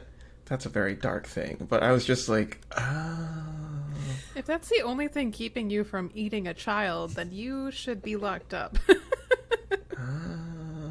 that's why I got the big O eyes. But then you always have the expression, "Oh, you're so cute, I could eat you." Dun dun dun. Oh no. Yeah. Oh no. Oh gosh. Some kid is probably traumatized from someone saying that. Yet another reason why Disney will never work with us, probably. They're like, damn it. Talked about eating kids. So I guess we probably talked about everything with them. Oh. Yeah. Yeah. No, I take that back. I think, we kind of hit all their stuff. Their little flashback with his boot camp thing, cringe. So awkward. Cringe. It was awkward. It was weird. It was so awkward. I hated every second of it. I was like, you're clearly doing this because you feel like you have to. It's weird. You have banners with your face on it. The water bottle thing. I was like... You had Vinny juice? That's gross. Don't say that. He was trying to be funny. Yeah. I was like, okay. I mean, appreciate A for effort. Exactly. D for execution. B for effort. D for execution? I'm sure there's a joke there somewhere. Yeah. It's a joke there somewhere. All right. So I have all the hope that Vincent and Brianna will stay together for a while. Oh yeah, for sure. You guys think so too? Ooh, I take that back. One other thing, she mentioned the whole like at work I have to be very assertive and blah blah blah, and I like that Vincent went out of his way to like say how awesome and how much he admired that she is an engineer and that she's so badass at her career and her work life. And I think that was good to say. And his thing about like some little girl somewhere, if you want to be an engineer you can do it. That's such a cheesy line, but like it's a great line. It's very true. So I'm happy that they mentioned that, and it was very important. Yeah. Exactly. Woman in STEM. It's great. That's awesome. Well, speaking of ladies, they had a Yes. conversation with all the ladies of this season, all together talking with Kevin. Sounds like they have really bonded. This is kind of a common pattern, I think, across a lot of the seasons, that the women in particular kind of form a really close friendship. And so it sounds like they traveled together. They went to Mexico, right? They did. Yeah, it looks like 4 of them went to Mexico together. That Clara couldn't make it, unfortunately. But Yeah. so they just hung out, got to relax a little bit, decompress. It's awesome. That's cool. Yeah, I mean, what did you think about like having them all together, like their conversation with Kevin? I liked their bond that they formed over time, and hopefully they keep it going and they take the more trips they were talking about. If not, hey, they still had a really good bond while it lasted. I thought that was really cute. And it was funny when Kevin was like, did you talk about the show? They're like, nope. They're like, we talk about it way too much. It's done. I get that. Right. Yeah. No more to say. I totally get that. Yeah. Yeah. Unfortunate Clara wasn't able to make it. I like how she was like, they FaceTime me. I was like, that's rough. Oh. Like, there's nothing worse than FaceTiming people who are living their best life and you're like at home. I'm just like, Oh, oh, you're in Bora Bora. Yay, good for you. I'm not mad. I'm not. Postcard, wish you were here. Yeah, me too. Or just them aggressively taking tequila shots, and I'm just like, oh. Cool. Uh-huh. Yeah, but I'm glad they had a good time. Yeah, glad they had a good time. One thing that I thought was particularly, I guess I don't know what to classify it as, but Kevin had a very pointed comment to Haley about her experience with Jake, especially Jacob, earlier in their relationship, like on the honeymoon. And he was kind of trying to needle around the point that it seems like she was, putting a lot of effort into the relationship for the first few days, and that she and Jacob had sex, and that after that, it seems like she really pulled away pretty hard from the relationship. So obviously he was trying to get at, like, how bad must the sex have been? Like really trying to get to this really sensational thing. Drama. And like I was watching the other girls' reactions as like Haley was trying to navigate this minefield, and my feeling of it was that I mean, it's clear Haley and Jacob, there's not really the chemistry there in any way, like just from their conversations, like as friends, to being like attempting a relationship, to like physical chemistry does not exist. And so I feel like Kevin was trying to set her up to be like, oh yeah, like he was so bad at sex, it was like there was no way this was ever going to happen, when like that's such a oversimplified way to kind of diagnose what was wrong with their relationship. Like sometimes two people aren't sexually compatible, and that's totally normal, fine, and okay, and doesn't have necessarily mean that like someone's sexual skills aren't great. It's just that they're not compatible. Like what works for one person might not work for someone else. And so I was just really annoyed at that question, because it was like, why do we have to hate on Jake? Like, their relationship is done. It didn't work out because of both of them, but also because they are not compatible together, and that's okay. But we don't have to be like, well, it's because X, Y, and Z about Jacob's sexual performance. It just felt like super unnecessary to me. I don't know. What did you think about that? Yeah, I agree. It was like, it's kind of like one of those friends that tries to find the drama, and it's like, I'm not talking about that right now. Like, that's not what where this conversation is going. I mean, like, I sometimes also like to talk about drama, gossip. Like, it's entertaining sometimes. It's like, I feel attacked right now. Okay? No, I'm kidding. Yeah. But, like, I mean, realistically, it was just one piece of mess that the relationship became. And even then, if it were only the sex that was bad, then they probably would have kept having sex, and we would have seen like a different relationship over time. I mean, the fact though that it ended so quickly and so like poorly in the first week of their marriage, I mean, I do think they didn't The way you said that. try hard enough, either person. Yeah. I'm totally with you. I think this was one factor in a plethora of issues that they had. I was listening to a review. I'm so sorry I can't remember her name, but I promise I will remember it next time we talk about this, because I like listening to her videos. But she mentioned that Haley essentially gave the same answer that Chris did, in terms of, I wasn't really feeling this person, so I tried having sex with them to see if I would make me like them.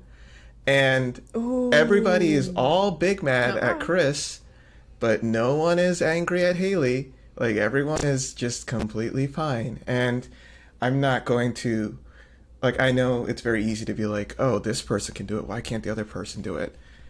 Different genders, different world situation. Like, that doesn't, everything doesn't work for everyone. So I'm not gonna fall into that trap of an argument. But I think it's helpful to view it from that perspective. Like, just like Chris clearly did not find Paige attractive, the sex was not going to help in that. It just wasn't. And I think it's the same thing with Haley. Like, she already felt some kind of way about Jacob. Sex was not going to help that. It just wasn't. And so yeah, it's really easy to be like, oh, it's the sex that was the issue. And no, they didn't like each other. It was, what did Jacob say? It was like 8 weeks of really bad first dates, essentially. Like, they didn't have it. I feel like I said this before, but I think the fact that she keeps on trying to villainize Jake, and I don't know if she's doing this intentionally, but just when they ask you this type of question, it's okay to just be like, yeah, it didn't work out. Like, you trying to say, like, it's his fault that they didn't... From what I've read, most people think it's Haley's fault, honestly, and I kind of agree with them, and that's fine. Like, if you're just not into somebody, you're just not into somebody, but trying to be like, I was trying, and I was putting in all the work... Okay, fine. It feels hollow, I think. So they didn't like each other, and that's cool. And hopefully she'll find her person, and he'll find his person. Do you think I'm being fair with that, Ashley, or am I? Does that? Yeah, I think so. Okay. I think it's also like there's never just one person who's at fault. Exactly. Like, it's always a mixed bag, and it might be like a little bit more on one person than the other, but like I don't even feel comfortable saying like whose fault is it more between Haley and Jacob. It's like, well, the first thing we're starting with is like an incompatibility in chemistry. Yeah. Which like the experts did what they thought was a good pairing. I think they, obviously they thought that they would work on all the different levels, whatever, and it was worth a shot. But like, there's no way to know if two people are going to have chemistry. Like, you just don't until you see them together. Exactly. So I think that was the first problem. And so then it's irrelevant if either of them like did things or didn't try or tried too much or whatever, because like if that chemistry isn't there and they both weren't like, if they had like 2 pages, the way that she was committed to marriage, they probably could have forced it to work. Yeah. But like, that's also not a relationship I don't think anyone really wants to be in. Right. Or, like, Should you it have worked? Yeah, it's like building a house instead of moving into an existing one. It's like, yeah, you can still get a house, but you're going to have to work really hard and learn a lot of new skills. And you're going to have to do a lot of remodels because you did it wrong the first time. And like, if you're willing to do that, that's fine. But you can also move into a house that's already there and it's got plumbing and look, there's, electricity and stuff. Like, the rooms are organized in a logical way and it's not just like a big hallway. It's just, I don't know. It just didn't work, and that's okay. And I think the instinct is just to like find blame and point fingers and all that stuff. And it's just like, yeah, it's just life. Things don't work out sometimes. Like, yeah, it's all right. yeah. Yeah. And I think there's this thing about villainizing the guys in particular on this show, and I feel it all the time. And I don't think it's intentional, but like, how the hell is Jacob the bad guy in this situation? Like, the way that Kevin was wording it, it's like, really? Yeah. I don't know. But, yeah, like you said, Ashley, it takes two. And at the end of the day, I think this is the best thing for both of them. They would have been awful if they remained married to each other. Like, yes. 100%. Like, they would have, like, been toxic. Yeah. It would have been a miserable marriage. Yeah. Like, they did the right thing. They came to the right conclusion of let's not be married. That's what they should have done. That's all that matters. Yeah. I'm happy that they're not. Yeah. Right. So, last and most dramatic. The moment. We had Chris and Paige. Guess what, guys? They're still divorced. Thank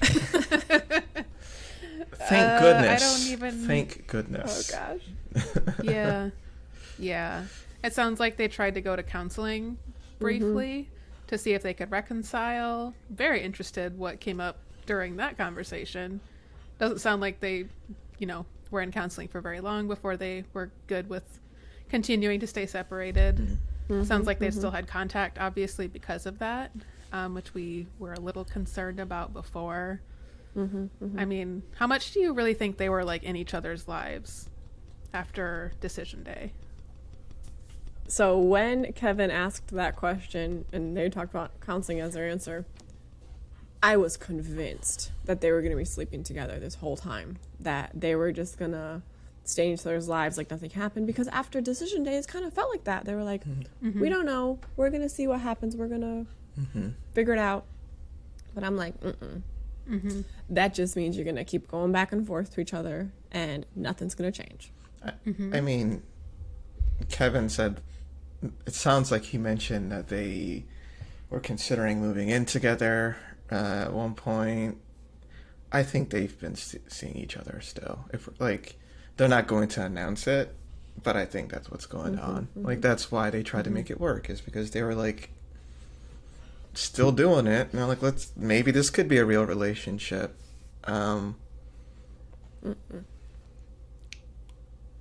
Yeah, I wonder because when Paige was sitting there next to Chris, she's answering questions.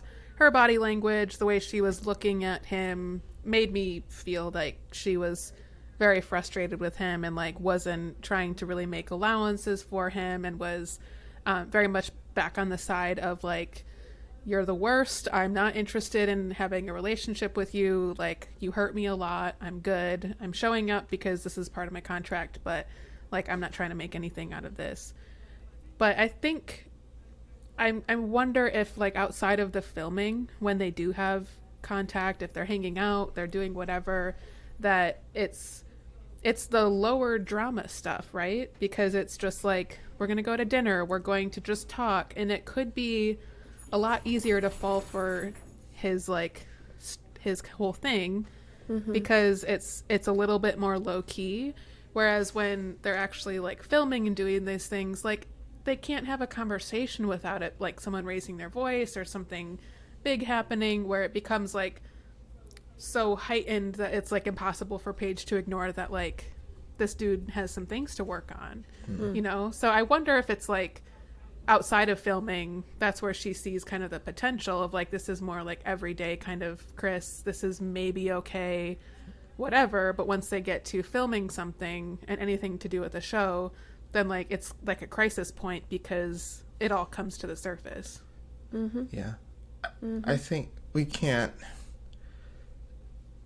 you can't force somebody to make a decision that you want. And I think it's going to be up to her and him, but most likely her, to decide that she is done with the relationship. And, you know, I think the whole world, it feels like, is like, you guys should not be together. But the only two people who really decide that are them, right? So that's what Pastor Cal said. Yeah, like his whole thing about, I can only be as angry at him as she is. Like, I 100% agree with that. And I think that's like a mature, like a person who's seen this, who's seen life happen answer. Like, it's just like, for whatever reason, they are like drawn to each other. And I just like as far as they might be together now, they probably are. Like, I don't see why they wouldn't be, because now it's going to be a like us versus the world thing. So now you guys have that in common. I don't see how. I think they're still together. Something I feel like I always like to defend the guys and try to bring the guys' perspective. I'm going to have to let go of my defending guys' perspective for this one. But this season, Chris, Kevin, this episode has been so unfair to Paige. Like, this is getting ridiculous. Like, it is not Paige's responsibility to be in between these two grown men fighting and yelling at each other. Like, that's unfair. It's not fair. If you want to bring Pastor Dwight on this show, I'm skipping forward, but whatever. Like, if you want to bring him on the show, I think that's a shitty move. I'm just going to be completely honest.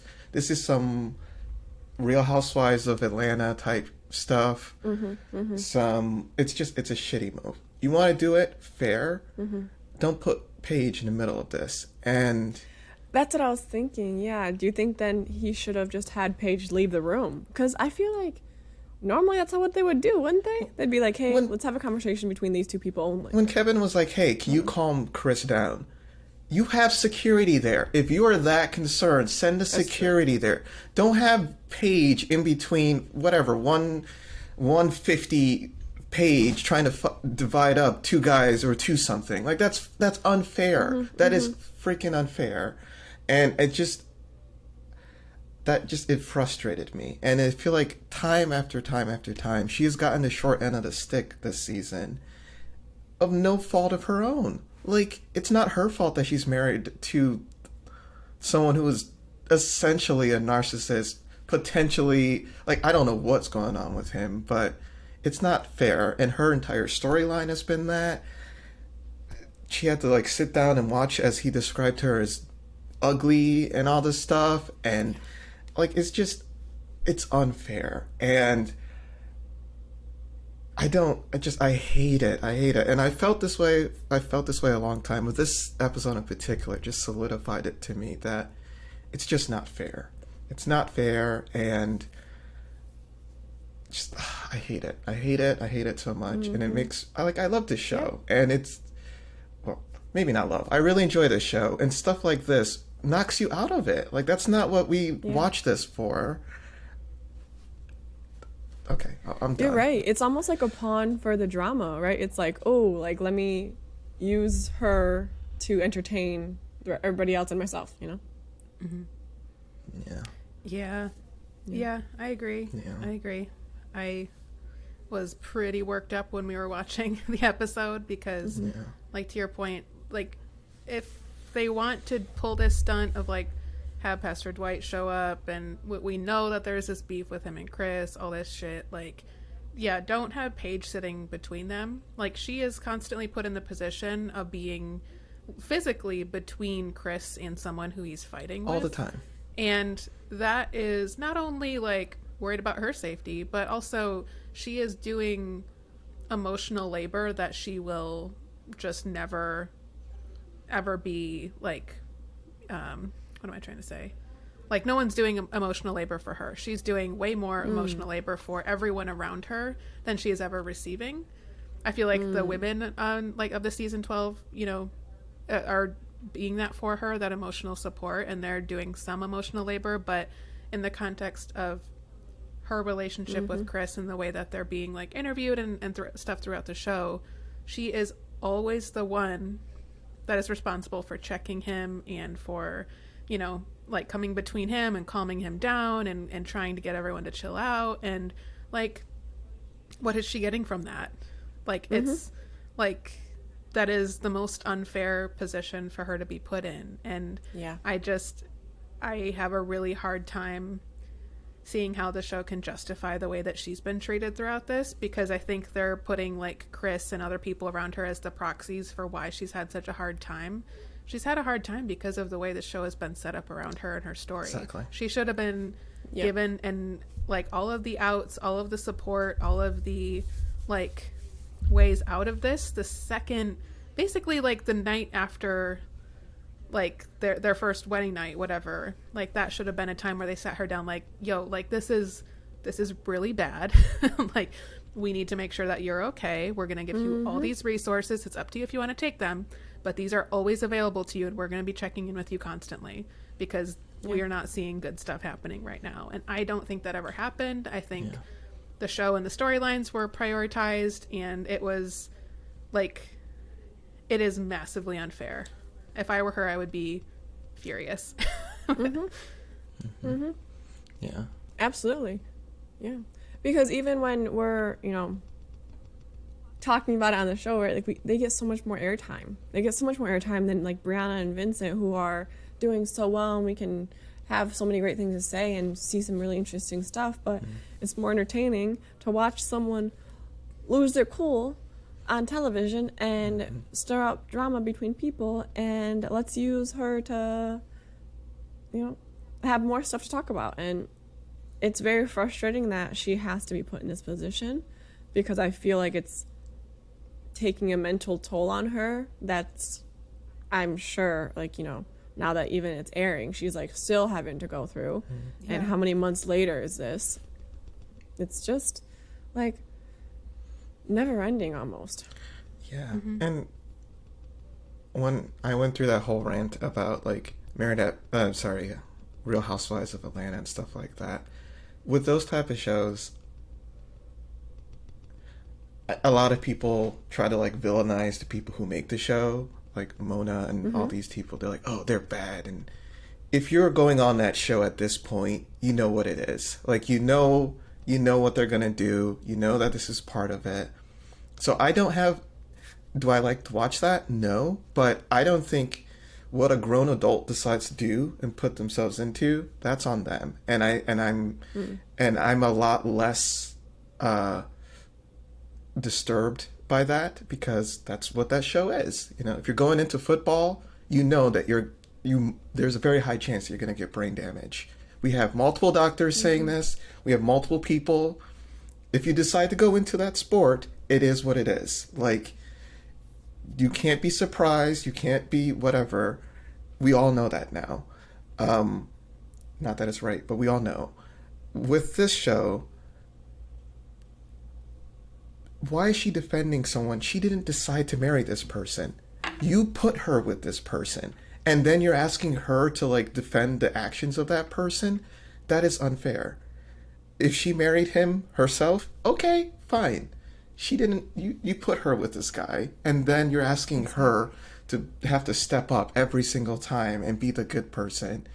And it's frustrating. It's very frustrating. And I feel like this was probably unintentional. I don't think the people on the show are evil or anything like that, but this relationship, it's a black eye for Married at First Sight, in my opinion. And I'm not gonna quit watching and all this stuff, but this is a freaking black eye. Like, you're just infuriating. When Kevin was like, I think you need to apologize to black women in particular, don't try to pull that bullshit. Don't try it. Because you know that you're putting her with someone who's going to say this and then try to be surprised. Like, it's gaslighting. It's gaslighting. It's unfair. Probably going to have to cut all this out. But it infuriates me. And I really hope. So I want to make sure I understand what you're saying. So you're saying it's frustrating to you when the show tries to do like the virtue signaling of like, you would need to apologize to black women when they've set Paige as a black woman up to be emotionally abused throughout this. Exactly. Yeah. I'm sorry. Okay. Yeah. Thank you. Yes. No, I just want to make sure we get your point. Yeah. Yeah. I think that's the main thing. Like, Chris saying that he's not attracted to someone is not him attacking all black women. But I get why that was such a big deal, him saying that. I understand that. But at the end of the day, they're the ones who put him with her and continue to do so. Like, I get it if the first time he lied in interviews, you didn't know that.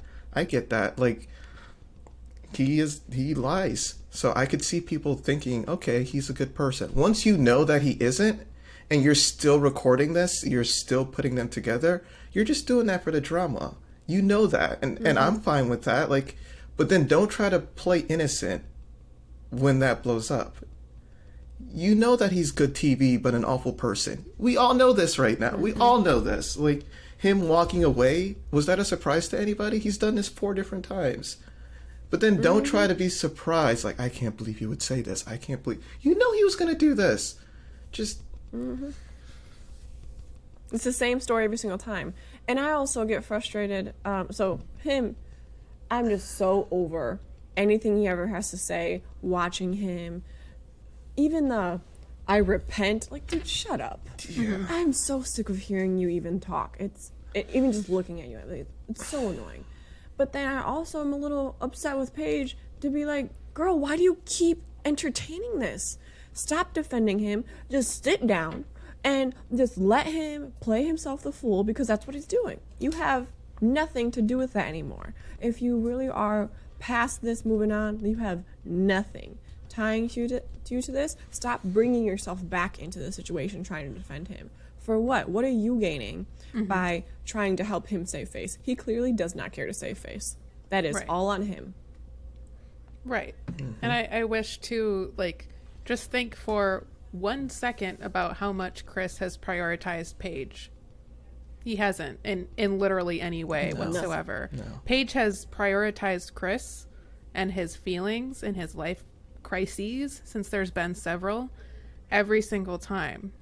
Like, this is what I'm saying. If there was a chart to show the emotional labor this woman has done for this man, it is the size of the entire universe, and he's got nothing to show. That's a lesson in itself. And that breaks my heart that, like, I think someone like Paige going back to someone like Chris means that she doesn't fully believe that she's as awesome as she actually is. And that's heartbreaking, because she is absolutely fine, great, and wonderful on her own. And this relationship had nothing to do with her. Like, she got kind of randomly paired with this weirdo, and like, that has nothing to do with her worth at all. Like, if anything, it's showed us that she's willing to put herself aside for someone who is the worst. Like, that is an incredible amount of selflessness and dedication to, like, this concept of marriage and a relationship, but she hasn't received anything for it. And it's just like, I'm just really mad that, like, she's walking away from this with just a bunch of trauma. It's just, and I know, like, that's a journey a lot of us have to take, no matter what gender, of, like, realizing your self-worth and living by that, like, you know, not letting yourself be compromised. I really hope that she steps away from this, realizing her self-worth, and not like what was the advice that Brianna responded to Kevin, saying that stop taking his bullshit. Like, I really hope that going forward she has less tolerance for this kind of crap. Right. I feel like I'm finally calming down here. I'm sorry, I got worked up there. But Hey, feel your feelings, man. Yeah. Especially when, like I said, we enjoy this show, and it's hard to see when it's a show that we've been talking about this show half of this year. Like, we clearly enjoy it, we clearly like it, and it's sad when things like this happen, because that was the reason why Married at First Sight was so great for at least myself. Was it was more about watching relationships and people tackle that, and the drama was there because people have drama, but it wasn't that was a side effect. It wasn't a feature. And it feels like we're now trying to make this into a feature. Like, it's a two-parter. And like, even the way that this episode was structured, where there was literally a build. Like, it was like slow, more drama, crescendo drama. Go watch the next episode. I get it. I get what you're doing from a story point of view. And it's going to work. And I could see this being effective. It's just the people who are really into this show for the other reasons, I think it's going to be it might backfire with them. And like, I've read a lot of people say they're going to stop watching the show. Everyone says that, and then they go back next episode. So take that with whatever. But just please do better. Other thing, why does everyone think Kevin is their best friend? I don't know when that happened. Like, Chris was like, I'm going to stay here for you, Kevin, for you. You don't owe Kevin shit. Kevin... That was terrible. He's literally here so that you can act a fool on camera. Like, I hate to be the guy to say the most blatant obvious stuff, but his job is for you to say dumb shit so they can record it, so then we can talk about it and be like, I can't believe he said that shit. That is his job. He does not care about you. Okay, like, it's like you're trying to buy a car, and the sales guy is like, you know, buddy, like, I recently bought a car, and the sales guy is like, I care about you, man. Buy this warranty. I know the hustle. It's a tactic. I know the hustle. I don't know you. Warranty, you get 50% commission on it. it's fine. Do your job, but don't try to pretend like we're best buddies. We're not. That's fine. It reminds me of, like, have you ever had a friend that you know only shows up and, like, acts like you're really close to get tea so that they can go, like, gossip to other people? Like, I definitely have people like that in my life where I'm like, oh, I hear how you talk about other people. I'm not giving you shit. Yeah.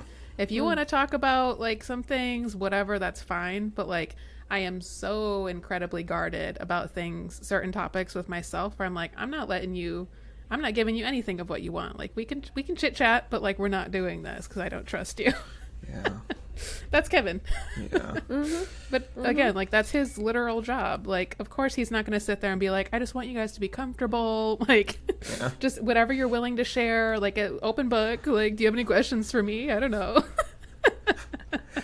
Yeah. It's not going to happen. And All strategy. And like he does a very good job. Like I enjoy him as a host. I'm not, but I just the fact that Chris it kind of shows you that you You fell for it. you don't get what's going on here, do you? Like you don't understand that you're being played. And I think that just sums him up this season is there's so many things, so many decisions that he's made where he's not the best person. He's getting there like all of us. He's learning. Not like all of us, even worse. But, like, you fell for the bait. They brought Pastor Dwight out there to get you angry. That's why. Pastor Dwight, what type of pastor are you? Really? I don't think he's a real pastor. Like what type? You're a spiritual advisor? Okay. Yeah. Like, how can you not feel gross? I just don't get that. I don't understand that. He's like, no, I'm your friend. I'm your. If that was the person I've been friends with for years, and that's a betrayal. I don't know. Maybe I'm the only one viewing it that way, but that's a betrayal, and I felt sad for Chris. I can't believe I'm saying this, but I did because that's like.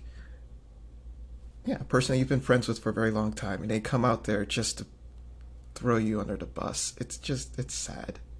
And does he deserve it? Yes. I don't have to enjoy watching it, though. Like, I don't know. It did feel a little opportunistic for Dwight to be a part of this. Yeah. Like, there's been things that I've seen on Reddit and stuff, and, like, I mean, who knows how true this is, but I think he was posting things about he was like a life or a personality on a Lifetime show or something that he put on some profile. Basically, he was trying to make it sound like he was like a sought after figure to be on this show. Yeah. Whereas it's really more that like it's a coincidence that a friend or acquaintance of his was on the show and then he kind of got pulled into some of the storylines. I don't know. It just felt a little bit like self-inflating. Like, oh, here's an opportunity for me to push my brand a little bit. I don't know how fair that is, but I don't love Dwight as much as I don't love Chris. Because the way he was, I kind of agree, the way he was talking to Chris, he was like, Chris was adamant that Pastor Dwight wasn't his like spiritual advisor or mentor in any capacity, that they were just buddies. And Dwight very much had the perspective that like I was his mentor. There was more of a power dynamic there where like he was learning from me as this like person further along in his spiritual journey, whatever he wants to call it. And so he was like, yeah, there's been times where like I was trying to correct Chris and that he wasn't open to my corrections. And I was like, what? Like that's like how you talk about like a dog who you're trying to train not to bark at the mailman. Like like doing like training or something. It's like that's not, if it's true that they didn't really have that dynamic, then that's like pretty weird to try to butt into someone's life and be like, do this, don't do that, do this, don't do that. Even with Chris making all his mistakes, like if that's not the dynamic, that's not appropriate. So I don't know what to think about them anymore. It just Hot Mess Express. I'm over it. I want Paige to be okay. That's all I care about at this point. Yeah. Yeah. Ending on that high note. So, now that we're all upset. I don't know how we're going to include this because I feel like it was just rant after rant after rant. I don't know. I have no idea. But We can just title it Chris Rant. What do you have any ideas of what's going to come up for this part 2 of the the reunion?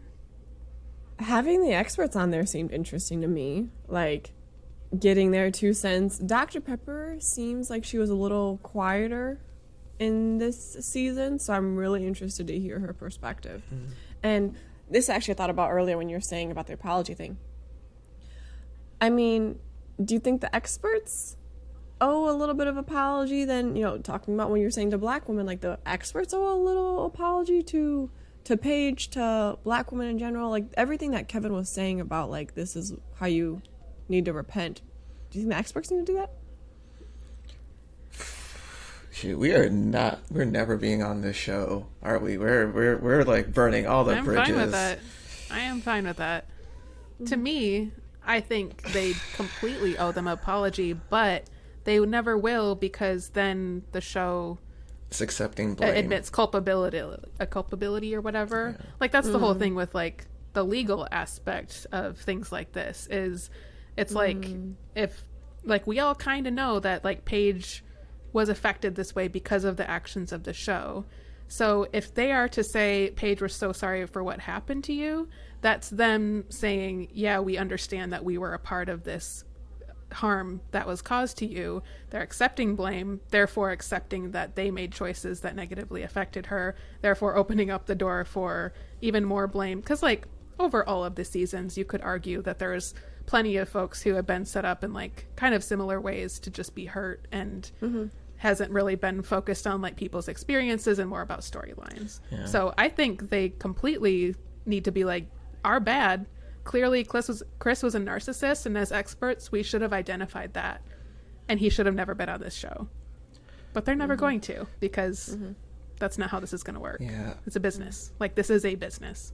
Yeah, I don't know what's going to stay, what's going to go, but I'm a little less harsh on them in terms of picking him, because on paper I think I get what they were doing on paper. He is a successful black man in Atlanta, and she is an accountant who owns a rental property. Like she's also very successful, and they're trying to make a power couple. I think that's what the goal was, and it didn't work out. That's fine. Yeah. I think doesn't always work out. My concern is, what do you do after that? Once you know that it's not going to work out. Exactly. And I think that's where the show failed, unfortunately, in my opinion. I'm not even going to say my opinion. That's where the show failed. Is like, now we have this forest fire, and you could try to put out the forest fire, or you can go and pour some gasoline on that, pull out a camera and record it for World Star. Like they did the latter. Like they're like, oh, what's going to happen? Tune in next week. And it's like, no, this is bad. This is bad. This is not good. And I do think if I was running the show, I think it would be smart to apologize and say that was not our intention. I don't think it was. And we're going to try to do and make it clear to the contestants going forward that if you're not into this person, pull a Zach and Mindy. Like, you can be on the show without being married to the other person. So yeah, I hope that's what happens. What do you think, Mabel? Yeah. I mean, it definitely, PR plays a lot into it. I can definitely see that. They have to save their own butt. They have to try to keep the show going and also keep viewers entertained, and also try to navigate the people on it so that, like, to the best of their ability. I mean, it's a lot. That's a whole different conversation of, PR in general. But I definitely think that the least they could do is apologize and say, like, even if it's we had no idea, like, we kind of like pull a Haley, like, I did everything I could, I didn't know this was how it's gonna play out, and it's like, but it's something, like, own up to something. That's it. Yeah. Agree. Yeah. Well,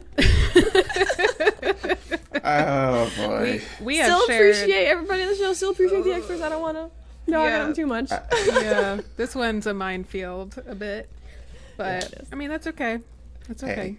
I want us to speak freely and you know. Yeah, like If that's how we feel, that's how you we're feel. like, I want to be a good friend to the hypothetical people on this show, and I think you need to be able to call it out when you see it. And this is some bullshit. This was some bullshit. It was some crap, and I did not like it. I did not. And Yeah. Paige deserves better, and hopefully she will find that. And I really hope this doesn't like scar relationships for her, because like, you're in the worst one ever, and this is not how this is not how they go. This is not how relationships work. So please, Yeah. hang in there. Yeah. Well, I guess we'll see how it all wraps up with the final reunion part 2 next week. Any closing thoughts before we wrap? I saw that the guys come together and talk. That was cool.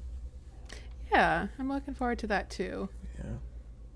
Yeah, I'm interested to hear the experts, like you said, Mabel, and yeah. See what they have to say about it. I feel so bad about the amount of ranting I did this episode. I was just so mad. I'm so mad. You can't get it right every single time. They did the best they could. It's not like they went in knowing that Chris was going to be terrible and was like, yes, this is what we want national television for. Like, I mean, an honest mistake. They did their best and it didn't work out. I feel it's like just my mom. how to handle that I part. feel like my mom, when she's like, I'm not angry, I'm disappointed. It's what I feel like. That's exactly right. Yeah. That's exactly right. All right. Okay. Well, thank you guys for joining us. We'll be back to review the second part of the reunion next time. In the meantime, please go follow us on Instagram at Cup of Three Podcast. Feel free to reach out to us, cupoftthreepodcast@gmail.com, to share your thoughts on these episodes.